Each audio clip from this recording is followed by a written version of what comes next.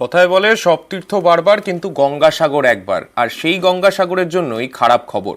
গঙ্গাসাগরের ভাঙনে আশঙ্কা, ভাঙনে বিপন্ন কপিল মুনির মন্দির।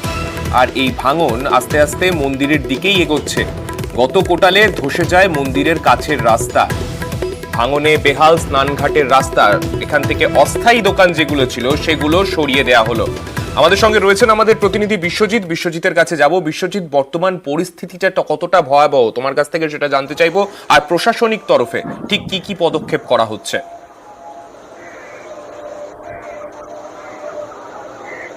হ্যাঁ দেখো, যত সময় গড়াচ্ছে, যতবার এই যে অমাবস্যা এবং যে পূর্ণিমার কোটাল আসে, তাতে করে কিন্তু সমুদ্র একটা ভয়াবহ রূপ ধারণ করে। এবং সেই ভয়াবহ রূপ ধারণ করার পরেই যে যে যে কপিলমুনি মন্দির চত্বর যে সমুদ্র সৈকত আছে, সেই সৈকত কিন্তু ভাঙতে থাকে।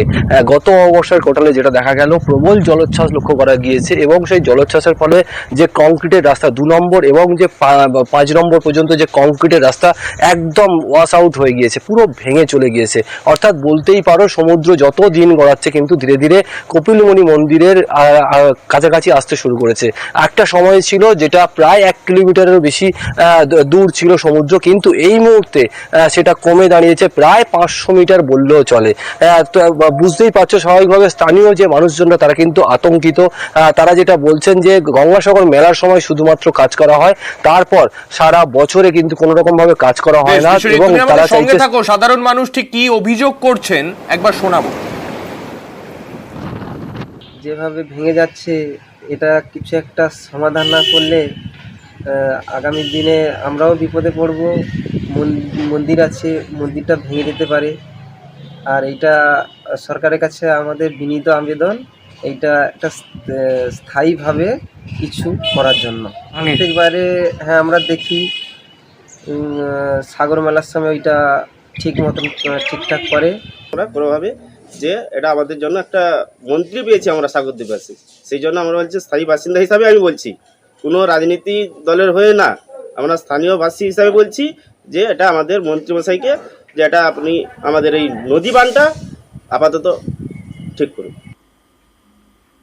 বিশ্বজিতের কাছে আরো একবার যাব। বিশ্বজিৎ, এই কথাটা তো কিছুটা হলেও সত্যি। যখন গঙ্গাসাগর মেলা হয় সেই সময় আমরা দেখি গঙ্গাসাগরকে একেবারে ঢেলে সাজানো হয়, কিন্তু এই সময় এই রকম পরিস্থিতি, স্থানীয় বাসিন্দারা যেটা বলছেন সেই প্রসঙ্গে প্রশাসনিক কর্তারা যারা রয়েছেন বা জনপ্রতিনিধিরা যারা রয়েছেন তারা কি বলছেন?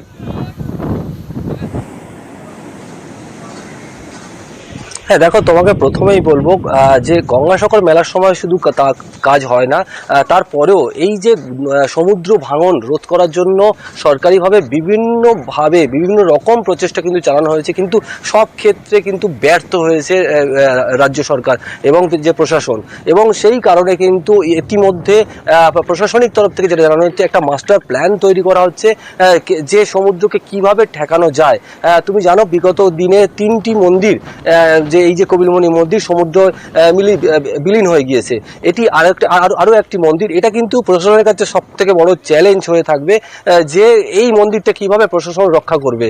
এবং সেই দিকে তাকিয়ে কিন্তু সরকারিভাবে একটা মাস্টার প্ল্যান তৈরি করা হচ্ছে। এবং তার কারণে কিন্তু রাজ্য সরকারের যে স্ট্যান্ডিং কমিটি, বিধানসভার যে স্ট্যান্ডিং কমিটি কয়েকদিন আগে ঘুরে গিয়েছেন, এবং কি প্ল্যান তৈরি হয় সেটাই কিন্তু এখন এই মুহূর্তে দেখার।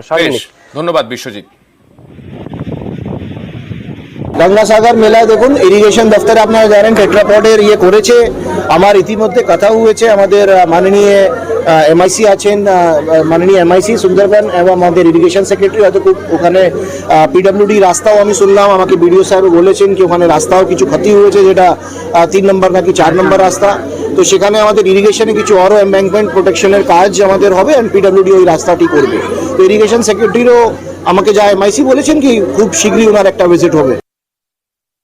গত অমাবস্যা কোটালে যেটা প্রচুর ভাঙন আমরা দেখতে পেয়েছি, মন্দিরের একেবারে ফ্রন্ট ফেজে যেটা দেখেছি আমরা, সেটা ইতিমধ্যে মাননীয় মুখ্যমন্ত্রী মমতা বন্দ্যোপাধ্যায় তিনি জেনেছেন, এবং সরকারের পক্ষ থেকে, ইরিগেশন দপ্তরের পক্ষ থেকে ইতিমধ্যে তার স্টেপ নেওয়া হচ্ছে যাতে করে ভাঙনটাকে রোধ করা যায়।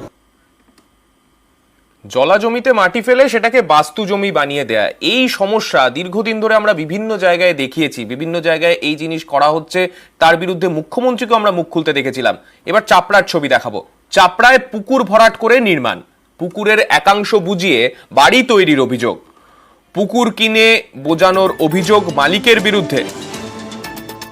স্থানীয়দের অভিযোগ, প্রতিবাদ করলেও বন্ধ হয়নি পুকুর ভরাট। স্থানীয়রা ঠিক কি অভিযোগ করছেন প্রথমে শোনাবো।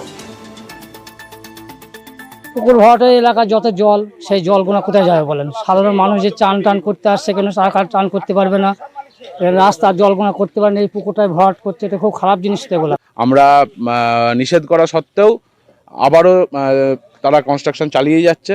এখান থেকে থানা খুব বেশি হলে 500 মিটার দূরত্ব। প্রকাশ্য দিবালোকে এরকম পুকুর বুঝে ইললিগাল কনস্ট্রাকশন হচ্ছে, যেটাতে প্রশাসন কোনো রকম হস্তক্ষেপ করছে না। এখান থেকে বিডিও অফিস 1 কিলোমিটার দূরত্ব, বিডিও বিএলআরও কোনো প্রশাসনিক দিক থেকে কোনো রকম বাধা এদেরকে দেওয়া হচ্ছে না। আমাদের সঙ্গে রয়েছেন আমাদের প্রতিনিধি সমীর রুদ্র। সমীরের কাছে যাব। সমীর, এই জায়গায় যে ঘটনা ঘটছে, এই যে মালিক যিনি, যার বিরুদ্ধে এই অভিযোগগুলো উঠছে, সেই মালিকের পরিচয় কি? মানে তিনি কি, তার পেছনে কি কোনো রাজনৈতিক বা কোনো মদত রয়েছে যার জন্য তিনি এই কাজ এইভাবে দিনে দুপুরে করতে পারছেন? একদমই তাই। সান্নিক যার বিরুদ্ধে অভিযোগ হচ্ছে সামাদ আলী বিশ্বাস, তিনি কিন্তু এলাকার প্রভাবশালী তৃণমূল নেতা, এবং যার পুকুর তিনি কিনেছেন অমিত প্রামাণিক এক অংশীদার, সেও কিন্তু এলাকার প্রাক্তন তৃণমূলের যুব সভাপতি, এবং তার সাথে চাপাতলা পুলিশের খুবই দহরম মহরম, এমনটাই অভিযোগ স্থানীয় বাসিন্দাদের। যে কারণে দিনের পর দিন প্রকাশ্য দিবালোকে পুকুর ভরাট করে পাকা নির্মাণ করলেও পুলিশ প্রশাসন ছুটে জগন্নাথ। কারণ এই পুকুর থেকে কিন্তু থানার দূরত্ব মাত্র 500 মিটার, এবং বিডিও অফিস এবং বিএলআর অফিসের দূরত্ব মাত্র 1 কিলোমিটার। কিন্তু চোখের সামনে, সকলের সামনে কিন্তু প্রকাশ্য দিবালোকে এই বেআইনি নির্মাণ করলেও কিন্তু প্রশাসন একদম নির্বিকার। তার কারণ এর পিছনে রয়েছে তৃণমূলের প্রভাবশালী নেতারা, এমনটাই অভিযোগ করছেন স্থানীয় বাসিন্দারা। তবে এই যে পুকুর, এর পরিমাণ 2.64 একর, এবং দীর্ঘদিন ধরে স্থানীয় বাসিন্দারা বিভিন্ন পুজো কমিটি, দুর্গাপুজো এবং কালী পুজোর সময় ওই পুকুরে প্রতিমা নিরঞ্জন করেন। এর পাশাপাশি জল নিষ্কাশনের কিন্তু একটা গুরুত্বপূর্ণ ভূমিকা সঙ্গে থাকো। যার বিরুদ্ধে এই অভিযোগগুলো উঠছে, তিনি ঠিক কি সাফাই দিচ্ছেন একবার শোনাবো। বিল্ডিং ওখানে হচ্ছে না, বিল্ডিং হওয়া ছিল, আগেই হওয়া ছিল, সেটা পুরোটা হচ্ছে এখন। পুকুরের উপরে বিল্ডিং হচ্ছে তো? কই পুকুর ওর পরে আছে পুকুর, কিন্তু ওটা এই জায়গাটার উপরে বিল্ডিংটা হচ্ছে, সেই জায়গার শ্রেণী কি আছে? জায়গাটা মনে হয় কিছু অংশ পুকুর আছে, কিছু অংশ পুকুর পার হয়ে আছে, অনেকটা জমি তো ওখানে। ভিটা কি আছে? না, মনে হয় ভিটা হয়নি। ভিটা যদি না থাকে সেক্ষেত্রে কি করে বিল্ডিং নির্মাণ হয়? সেটা বিল্ডিংটা কি দীর্ঘদিন হয়ে আগেই হয়ে আছে, আগে থেকে অবৈধ কাজ চলছে সেটা আগে, হ্যাঁ বহুদিন ধরেই চলছে, বহুদিন ওখানে হয়ে আছে। এবার তারপরে এখন যে নিয়েছে সে করছে।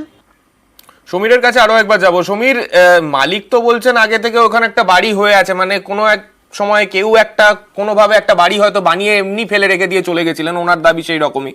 তো সেক্ষেত্রে স্থানীয় প্রশাসনিক কর্তারা যারা রয়েছেন তারা কি বলছেন?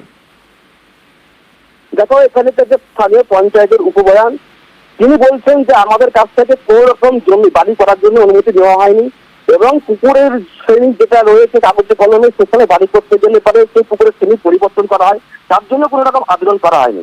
ফলে পুরো প্রক্রিয়াটা কিন্তু অবৈধভাবে হয়েছে, এবং যার বিরুদ্ধে অভিযোগ করতে তিনি যেহেতু দাবি করছেন দীর্ঘদিন ধরে অবৈধ কারবার চলছে, তার কারণে কিন্তু এখানে সেই পুকুরের আরো এক মালিক অমিত প্রামাণিক, কারণ তিনি ছিলেন কিন্তু এলাকার তৃণমূলের যুব সভাপতি প্রাক্তন। ফলে তার প্রভাবের কারণে কিন্তু দীর্ঘদিন ধরে এই অবৈধ কাজ চললেও প্রশাসন কোনো ব্যবস্থা নেয়নি, এবং যে স্থানীয় পঞ্চায়েতে কিন্তু অসহায়, কারণ তারও দেখেন স্থানীয় পঞ্চায়েতের উপপ্রধান, তারও কিন্তু দাবি অবিলম্বে পুকুর ভাড়া বন্ধ করতে হবে, কিন্তু তিনি অসহায় কার্যত সে প্রশাসনের দ্বারস্থ হয়ে কোনো এখনো পর্যন্ত সুরাহা পাননি। সান্নিক, বেশ, ধন্যবাদ।